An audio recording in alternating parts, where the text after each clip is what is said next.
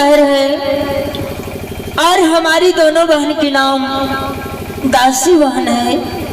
हर एक काम में दसों दास रहते हैं, इसे लेकर के रानी जी दासी नाम रखे हैं। हे भगवान, बहन, हाँ बहन, रानी जी ने आधे घंटे की छुट्टी लेकर के गया, लेकिन अभी तक रानी जी लौट करके नहीं आया। बहन, बहन, ये तो सत्य बात है बहन। रानी ने हम दोनों बहन से आधा घंटा की छुट्टी लेकर के गया है, लेकिन अभी तक घूम के नहीं आया है। बहन, बहन, हाँ बहन, और ये बालक भी बहुत रोते हैं। कैसे रखूंगी दोनों बहनें इस बालक को। बहन, बहन, ये मैया सा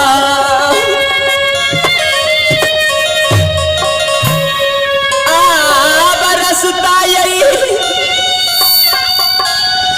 देखिए मैया सा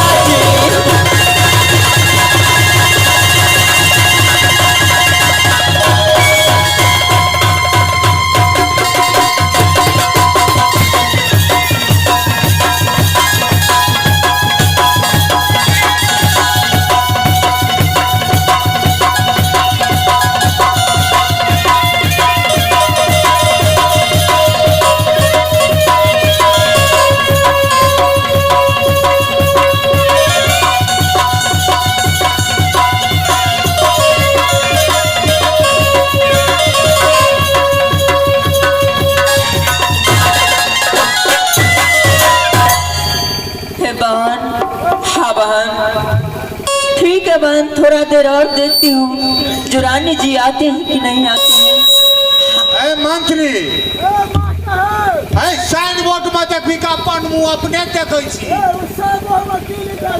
अरे साबो ने साइन बोर्ड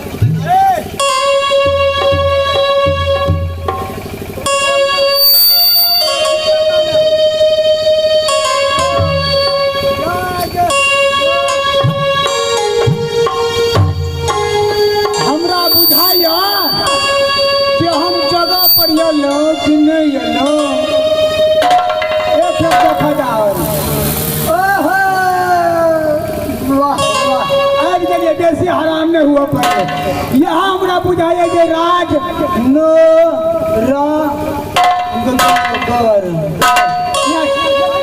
बड़ा बढ़िया थे कोई ठीक है।